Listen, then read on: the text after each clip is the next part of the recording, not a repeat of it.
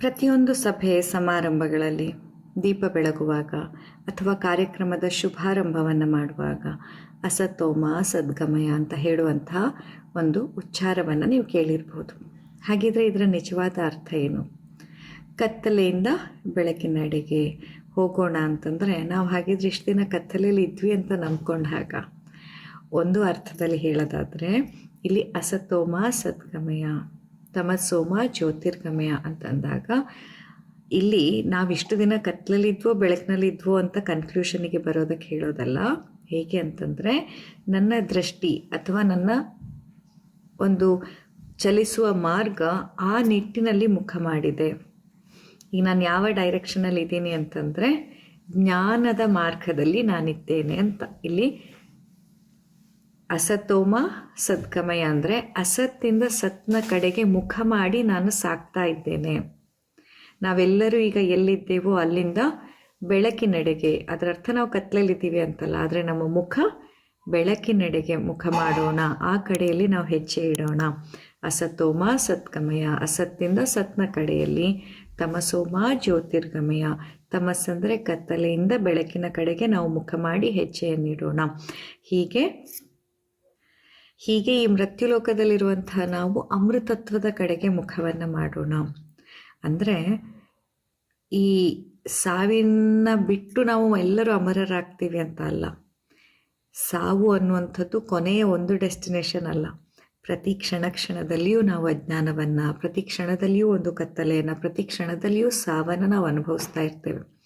ಸೂಕ್ಷ್ಮವಾಗಿ ನೋಡೋದಾದರೆ ನಮ್ಮ ದೇಹದಲ್ಲಿ ಪ್ರತಿಯೊಂದು ಕಣಕಣದಲ್ಲಿ ಎಷ್ಟೋ ಜೀವಕೋಶಗಳು ಸಾಯ್ತಾ ಇರುತ್ತೆ, ಎಷ್ಟೋ ಜೀವಕೋಶಗಳು ಹುಟ್ಟುತ್ತಾ ಇರುತ್ತೆ.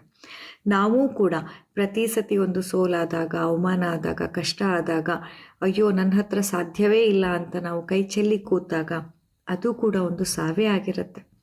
ಆದರೆ ಅದು ಕ್ಷಣಿಕದ ಸಾವಾಗಿರುತ್ತೆ. ಮತ್ತೆ ಪುನಃ ಪುಟಿದು ಎದ್ದು ನಿಂತು ಜೀವನವನ್ನು ನಡೆಸ್ತೀವಿ.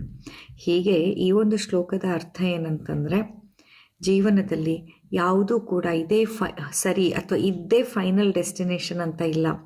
ನೀವು ಎಷ್ಟೇ ದೂರ ಸಾಗಿದ್ರೂ ಮುಂದೆ ಇನ್ನೂ ದೂರ ಇದೆ.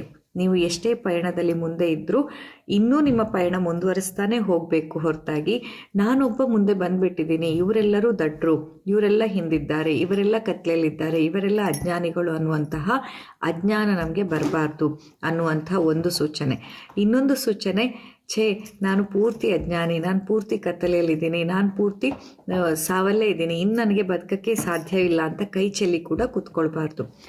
ಎಲ್ಲೇ ಇದ್ದರೂ, ತೀರಾ ಹೀನಾಯ ಸ್ಥಿತಿಯಲ್ಲಿದ್ದರೂ, ಉಚ್ಚ ಸ್ಥಿತಿಯಲ್ಲಿದ್ದರೂ, ಯಾವುದೇ ಸನ್ನಿವೇಶ, ಖುಷಿಯಲ್ಲೇ ಇದ್ದರೂ, ದುಃಖದಲ್ಲೇ ಇದ್ದರೂ, ಗೆಲುವಲ್ಲೇ ಇದ್ದರೂ, ಸೋಲಲ್ಲೇ ಇದ್ದರೂ, ಪ್ರತಿ ಕ್ಷಣ ನಿಮ್ಮ ಜರ್ನಿ ಯಾವ ಕಡೆ ಮುಖ ಮಾಡಿದೆ ಅನ್ನೋದು ಮುಖ್ಯ. ಯಾವತ್ತೂ ಕೂಡ ಅಸತ್ಯದಿಂದ ಸತ್ಯದ ಕಡೆಗೆ, ಸತ್ಯವಾದ ಜ್ಞಾನ ದರ್ಶನದ ಕಡೆಗೆ ನಿಮ್ಮ ದೃಷ್ಟಿ ಅಥವಾ ನಿಮ್ಮ ಚಲನೆ ನಡೀತಾ ಇರಬೇಕು, ಸಾಗ್ತಾ ಇರಬೇಕು. ಇದು ನೆವರ್ ಎಂಡಿಂಗ್ ಪ್ರೊಸೆಸ್ ಅಂದಂಗೆ. ಸದಾಕಾಲ ಆ ಹೆಜ್ಜೆ ಮುಂದೆ ಹೋಗ್ತಾನೇ ಇರಬೇಕು. ಒಂದಿಷ್ಟಕ್ಕೆ ಬಂದೆ ಅಂದ ತಕ್ಷಣ ಬಂದೆಲ್ಲ ಆಯಿತು, ನಾನೆಲ್ಲ ತಿಳ್ಕೊಂಡ್ಬಿಟ್ಟೆ, ನಾನೆಲ್ಲದೂ ಅರ್ಥಕೊಂಡ್ಬಿಟ್ಟೆ ಅನ್ನೋ ಸ್ಟೇಜ್ ಇಲ್ಲವೇ ಇಲ್ಲ. ನೀವು ಎಷ್ಟೇ ಅರ್ಥಕೊಂಡ್ರೂ ಅದೆಲ್ಲ ಅರ್ಥಕೊಂಡ ಮೇಲೂ ಮುಂದೆ ಇನ್ನೊಂದು ಅರಿವು ಇರುತ್ತೆ, ಇನ್ನೊಂದು ಜ್ಞಾನ ಇರುತ್ತೆ. ಅದರತ್ತ ನಾವು ಮುಖ ಮಾಡಬೇಕು. ಹಾಗೇನೆ ಕತ್ತಲೆಯಿಂದ ಬೆಳಕಿನಡೆಗೆ ಅಂದಾಗ, ಈಗ ಕತ್ತಲಾದರೆ ಸಂಪೂರ್ಣ ಇದು ಕತ್ತಲೆ, ಸಂಪೂರ್ಣ ಕತ್ತಲೆ ಅಂತ ಕಾಯಕಲ್ಪದಲ್ಲೆಲ್ಲ ನೀವು ಫೀಲ್ ಮಾಡೋದು. ಆದರೆ ಆ ಕತ್ತಲೆಯಿಂದ ಬೆಳಕಿನಡೆಗೆ ಮುಖ ಮಾಡಿ ಹೋದಾಗ ಆ ಸಂಪೂರ್ಣ ಆ ಬೆಳಕಿನ ಒಂದು ಕಿರಣಗಳು ಹೇಗಿದೆ ಅಂತಂದರೆ ಅದು ಚಲಿಸ್ತಾನೇ ಇರುತ್ತೆ. ಬೆಳಕಿನ ಕಿರಣಗಳ ವೇಗ ನಿಮಗೆ ಗೊತ್ತಿರ್ಬೋದು. ಹಾಗೆ ಅವುಗಳ ಚಲನೆ ನೀವು ಎಷ್ಟು ಹೋದರೂ ಅದು ಇನ್ನಷ್ಟು ಬೆಳಕನ್ನು, ಇನ್ನಷ್ಟು ಚಲನೆಯನ್ನು ನಿಮಗೆ ಕಾಣಿಸ್ತಾನೆ ಇರುತ್ತೆ.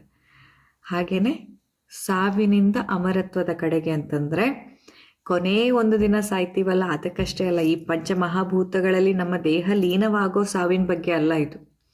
ಪ್ರತಿ ಕ್ಷಣ, ಈ ಕ್ಷಣದಲ್ಲಿ ಏನು ಬದುಕ್ತಾ ಇದ್ದೀರಾ, ಈ ಕ್ಷಣದಲ್ಲಿ ಅಜ್ಞಾನ ಅನ್ನುವಂತಹ ಸಾವು, ಕತ್ತಲೆ ಅನ್ನುವಂತಹ ಸಾವು, ಪ್ರಯತ್ನ ಮಾಡೋಲ್ಲ ಅನ್ನುವಂತಹ ಪ್ರಯತ್ನ ವಿಹೀನತೆಯ ಸಾವು ನಮಗೆ ಬೇಡ.